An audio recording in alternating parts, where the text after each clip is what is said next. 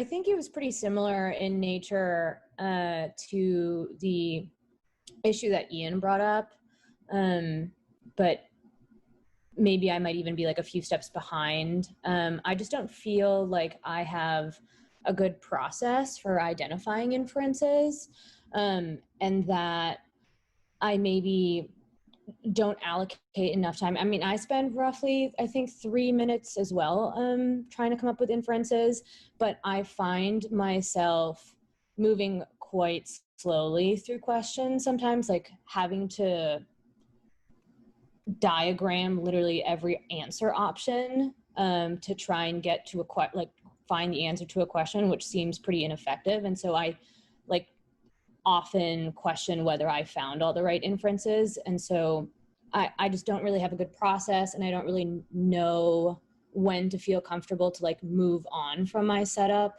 and start tackling the questions. So yeah, pretty similar in nature to what Ian was talking about. And how long have you been studying for? Probably about 2 months, but varying in intensity. But how many games? How many games have you done? I have definitely lost count. I've focused mostly on logic games during the past 2 months though.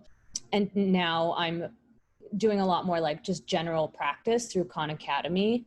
But my focus has almost always been logic games when it comes to the self-guided study.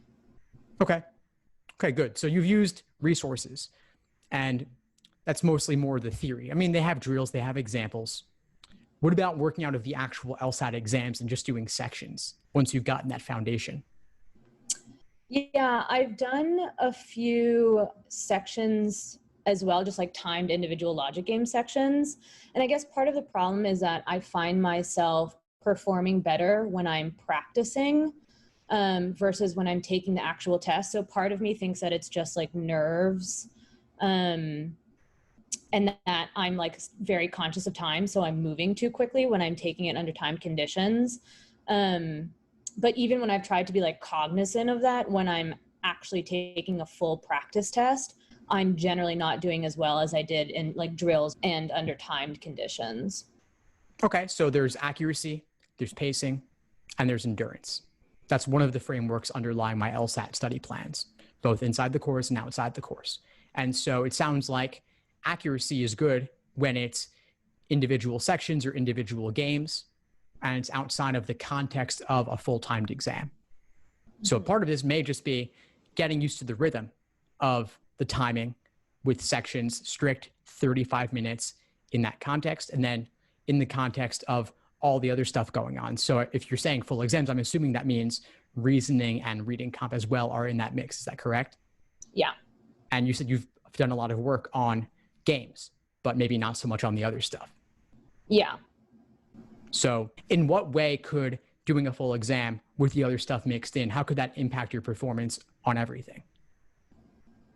Yeah, I see what you're saying. I think like the mental endurance is a big factor for sure. Just sitting down, especially with the time tests that I take through Khan Academy, those are a full 3 hours. It's not in the flex format. And so there's just a lot more like exhaustion. And so that could definitely affect my performance in the logic games. I'm not going into them as sharply. Yeah, and maybe just general anxiety about the other sections as well might be impacting my performance in the logic games. And when are you taking the exam? I'm set to take it on the at the end of August, but I'm not super attached. I think it really depends how much my performance improves over the next few weeks. Okay, and so what is your plan for the next few weeks? Yeah, so currently my like foremost plan was just to continue with Khan Academy and doing like generalized study, because I was starting to think that maybe my like underlying strengths are really with reading comprehension and the logical reasoning. And so that I should start trying to like study for those sections formally. And so I have like a study plan through Khan Academy of doing a few hours like every other night and then taking a practice test every weekend. Nice. I like it. And what are your other obligations between now and August 29th? I have a few. Okay. What are they? I am going to be moving in the middle of August, which is like a big worry of mine and part of the reason why I'm not attached to August 29th, just because that's obviously a huge time commitment. That's really the biggest one that's sort of at the forefront of my mind. So the idea of taking it in August 29th, and we're speaking now about 1 month prior to that. So does that give you anxiety? Does that feel like it could work maybe? How do you feel about it overall? How do I feel about the August 29th test? Yeah. I feel a little shaky just because I think I have a lot of test anxiety to get over. So like this is diving into other things, but I generally like am not performing as well in in reading comprehension and the logical reasoning as well as I did like at the beginning when I started studying or when I took my first diagnostic even. And so I think like there's sort of been this like, I don't know, counter effect to like studying where like the more I see the issues that I encounter, the more I sort of like self-fulfill. And so I think again, like it'll be really important to see how I perform on the next like couple practice tests I take, like the full practice test, to see if I can sort of overcome some of that test taking anxiety. So yeah, a little shaky. Okay. Okay, I think that's a reasonable approach. I want to play a game with you for a second. Let's pretend one of two things. Let's pretend that you're not currently registered for August 29th. Mm-hmm. Would you register for it today? Oh gosh, that's a good question. I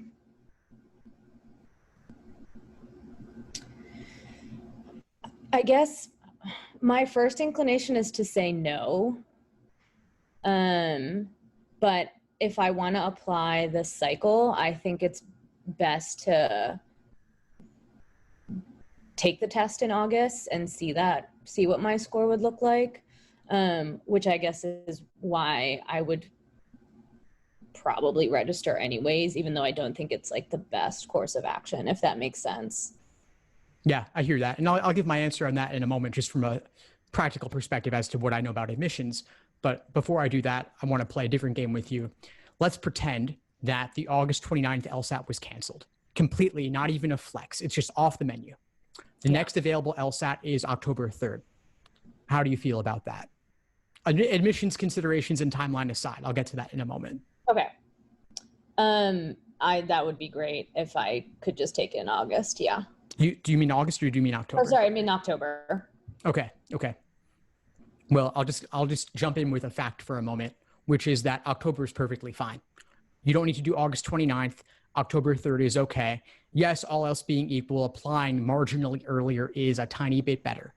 But if it's giving you anxiety to take it a month from now, and you believe that you could do even just a couple points better by doing October 3rd, it's totally fine. Even November would be okay. January becomes a little bit iffy, but October and November are totally fine. Do you think, sorry, I don't mean to command time. No, that's okay. That's okay. But do you think that, like, if I really would like to have like the best positioning for getting financial aid or like merit scholarships, that your answer would stay the same? Correct. Yes. October and November are still perfectly fine for merit aid, for scholarships. Yes, it's true that as time goes on, it becomes a little bit less available. It does work against you slightly, but again, if you can get even just a couple points more, totally worth it. Things do change when you get into the following calendar year, meaning you're taking the LSAT or you're applying in January. So it does diminish over time, but again, August versus October, there's not really a significant difference there because both of those are so early. And by the way, just as one comment about you're not wanting to take up time, It's fine. Be selfish here, because allowing us to go deeper is actually serving everyone else here in this room and everyone else who's watching this later as well, because your questions apply to everybody else who's on right now. Everybody else here, I'm expecting, is applying to law school sometime soon, very likely this cycle. And so all of this is relevant to everyone else as well. Okay. Thank you for answering my questions. Of course. Sure, Dana. And by the way, even when you're not being coached by me directly here, everyone watching, take it as if you are being coached, because you can benefit, especially those of you live with me on this call right now. There's a certain energy to this conversation, and all of you can feel free to bring in your questions and concerns as well. And think about how might you have asked this question? What might you have responded when I was asking Dana these questions about how you feel about August versus October? All of that is very relevant to deciding between any two particular test dates. And thank you for playing with me, Dana. Thanks for tuning into the show. Please subscribe if you haven't done so already to be notified of new episodes as I release them. And feel free to reach out if you need anything at all as you move forward with your prep. I'm happy to help however I can. In the meantime, I'll wish you all the best and take care.